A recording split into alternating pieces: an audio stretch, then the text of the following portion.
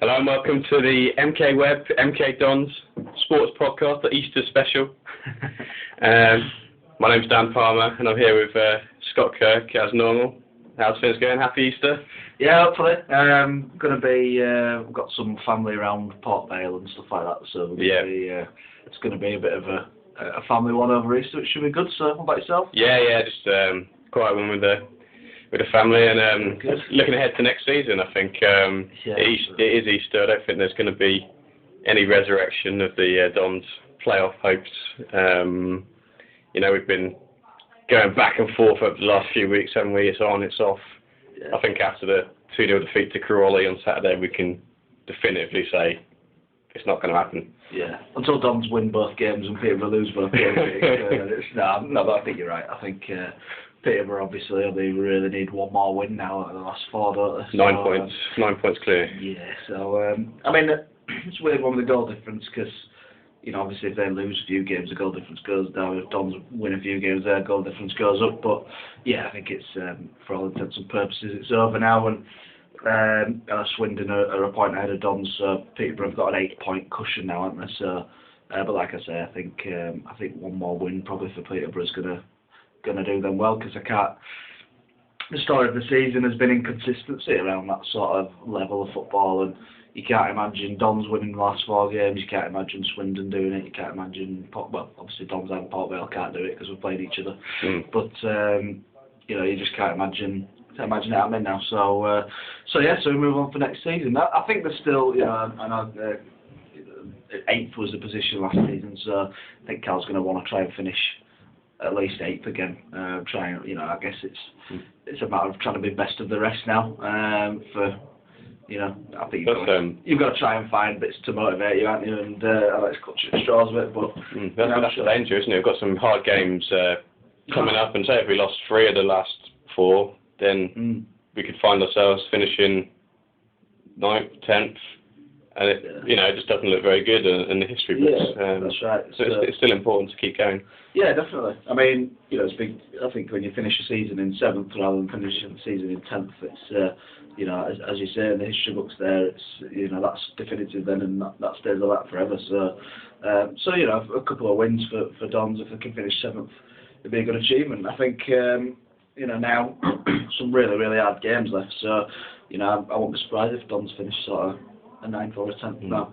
That won't surprise me at all now. But it's been one of those seasons. It's been frustrating. Consistency is lacking. I counted the other day. Dons have used 38 players this season. So which is a mad turnaround of players. It's far too many, really, isn't it? The amount of loans who come in for a month and then leave. There's no cohesion. Well, we were speaking with Carl, and he said he's been looking at sort of the teams that succeed, and they get sort of 3 or 4 loan players in, but they buy players, they keep players, and I think loans can be good. I mean, obviously Bamford's been a fantastic loan. If you're going to get a gem like that, great stuff. But you want players who, if you get a loan player in and it doesn't work out, they go back to the club, and to an extent, it doesn't. I mean, the footballers sort of want to do well, but. It's not the same as when you've got a player who's, on with that club. Losing my voice. It's not the same as when you've got a player who's within that club playing for his future, and I just don't like all these.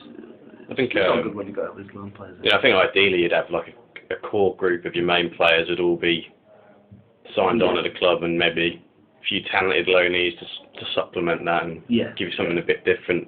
Yeah. Perhaps with Dons, it seems the loan players are expected to be like key members of the team. Like you say, like they obviously want to do well, but they might have other goals like loan players generally available because they're out of form or they've had injuries and they're not getting a chance where they're playing. And first and foremost, what we're thinking of personal goals that their parent club has asked them to work on. That's what I mean. Like, so it's the motivation isn't to play for Dons; it's to play for the parent club at the end of the day, isn't it? So but yeah, I mean, League One. I don't think you can operate in League One without a couple of loan players.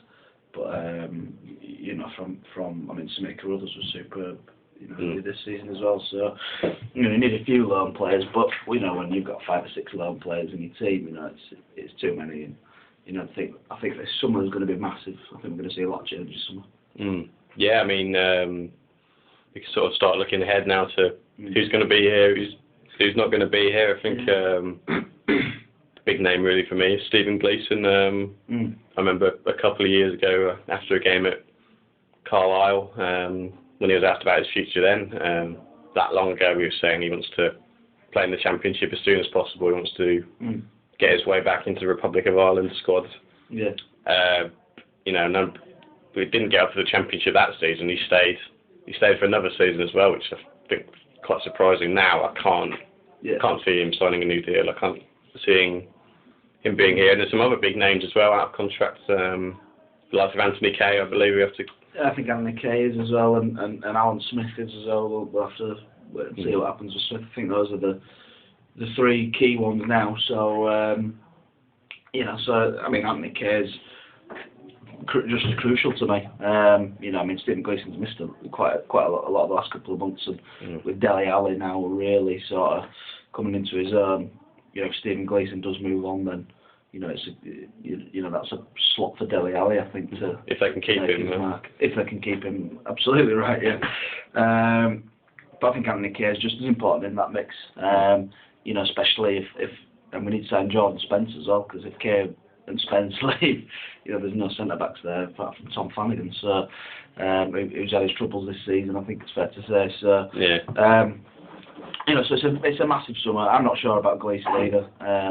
We're speaking to Carl on Tuesday and listing all the players who are out of contract, and Stephen Gleeson's name, when he was talking about next season, wasn't really mentioned. So, which I think could be an indication of what might be happening with him. As far as I'm aware, though, I'm not sure how many clubs have come in for him. And we spoke to him before this season. And I don't think there were that many clubs that had even come in for him anyway. So he might want to leave, but if no Championship clubs are going to snap him up, then it's all well and good, wanting to leave. But I'm just going to have to watch this space. I think you're right though. I'd be surprised to see Gleeson in the shirt next season. If he is, then then that's great. Yeah, we certainly need to see some money spent. We've mentioned the striker time and time again. Striker's so important over the summer. I think we've tried the sort of Patrick Bamford worked out. He's tried going in for a loan player at a Premiership club again, a young loan player, Chris Long and James Loveridge. I don't think that's worked, and it's just vital to get. You need someone who's going to get 15, 20 goals a season. It's as simple as that. The way Don's play as well with the wingers, and it just needs someone to put it in the back of the net. Ivonclad's not done that this season. Yeah, he's another one who will probably leave in the summer, you'd expect. Yeah, I can't see his contract being renewed. I don't think he comes cheap as well. I think he's probably one of the higher paid players as well. So I'd be surprised to see him called. He's just not done it this season. He's not scored enough at all for a striker. And Don's, well, it's just the way they play. Strikers should be scoring in the Don's shirt. They really should. With the way they play. So a striker and a couple of just all round strengthening, I guess, really. But a striker is first and foremost in that. No doubt about that. I think with the fans and season ticket holders putting a lot of money into following the Dons around the country, they need to see a bit of return from the club as well to sort of back up that loyalty. I think that will happen next. They can make a real statement by 3 or 4 big signings, sort of hand in the pocket, maybe a bit more money to the playing budget. Yeah, no, I think we'll see more ambition from the club next season. I really do. I mean, you look at the start of this season, and the sort of theme was we're not mentioning the P word sort of thing, and I think you could looking in hindsight, you can see from there that okay, they're going to try and get through this season and get a few things sorted with the training ground and whatever. But now I think because at the end of the day, once you get into that Championship, you're going to get more fans in through the away followings and through people in Milton Keynes wanting to see Championship football and big teams there. So you can't. There's no point trying to save money if you can't make as much money anyway. If you know what I mean. So it's vital to get into that Championship, and I think it's going to be a case of you know, get in the pocket hopefully, and I think there's going to be a lot more ambition shown next season. I mean, home fans are, you know, you'll get the hardcore loyal fans that'll be there regardless, week in, week out, but there'll be, you know, there's like an important group of, you know, the floaters, if you like, who will just get bored of this, like League One. No playoffs, no promotion. Yeah. And they'll drift away, and then we need to hang on to those. So it's, you know, it's important to kick on really in the summer. Yeah, you're totally right there. I mean, you know, you get your hardcore group, which is brilliant, and they're the sort of bread and butter which you need for your club. But yeah, as like you say, it's about attracting those sort of fans who you know, will only turn up if they're playing well. You get fans like that who are a bit sort of, you know, I've just lost the word that I'm looking for there, but you know what I mean. You get some fans who will really go watching when they're playing well, and the amount tickets cost now. You know, you can't understand that. So you can't expect everyone to go to every game. Not everyone's going to want to. Not everyone's going to be able to afford to go, especially the away trips. Yeah, so you want to, you know, if you're spending the money, you want some fans want to be entertained. It's like, you know, if you went to the theatre, if you went to the cinema, and you weren't entertained enough, then you'd be thinking, I'm not spending my money on that again. So, you know, I don't see why Dons would be. Football's a weird industry like that. Sometimes, you know, you get your hardcore of people going up to watch football when they're not playing well. It's kind of weird when you look at it like that, but you know, it's people want entertainment, and they play the right style of football. They just need the players to do it now. So, you know, a big summer is lined up. I think it's a big season next season for Carl Robinson as well. Yeah. You know, if he's given that money. Yeah. And if he's given that ambition, you know, because I think he's an ambitious, you know, fella. And you know, if he's shown that ambition, if the chairman, if Pete Winkelman gives him that ambitious budget, you know, the pressure's going to be on Carl to deliver next season. And if he doesn't, you sort of wonder a little bit. I'm not trying to doubt his future at all or anything like that, but you know, next season could be a very, very big one, especially if the ambition is shown. Yeah, absolutely. But obviously, we have made one signing. I've seen in the MK News this week. A psychologist has joined the club, something a bit different. I wonder how the players will take to that, how the fans will take to that. I saw a couple of tweets in response to our story saying we need a forward. Why are we getting a psychologist? But you know, it's something interesting to try, and it might have positive results. Yeah, I'm not sure if a psychologist will be on the same wage as a footballer, but well, I think, you know, it's why not try it? Why not? You know, there's a lot of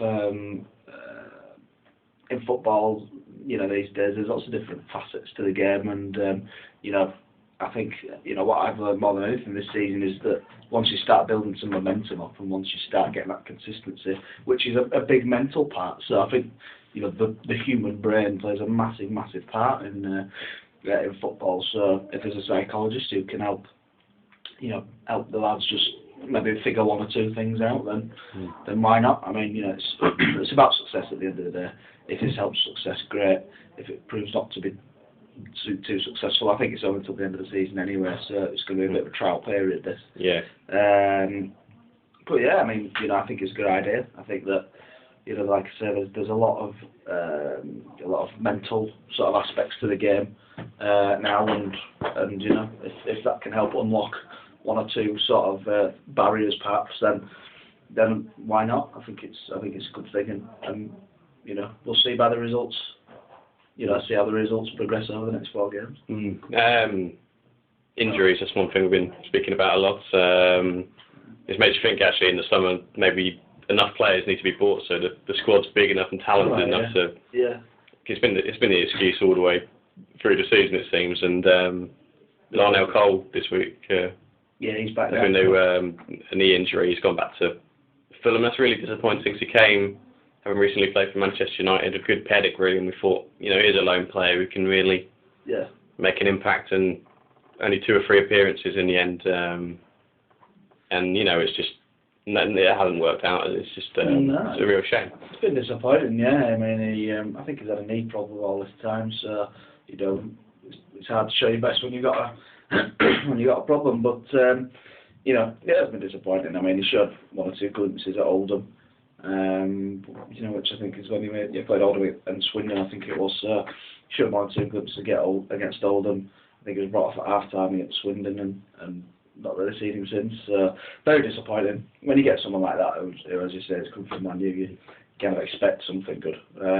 But real shame that it's not worked out for him. But you know, if he can get over this knee problem, then you know, it might turn out to be a very good player for the future. I mean, I can imagine him getting fit and then being an excellent player somewhere else, and definitely. you know, Dons haven't reaped the rewards of his talent, which you can totally see that. I mean, you know, you don't play for Man United if you haven't got something about you. No, of course not.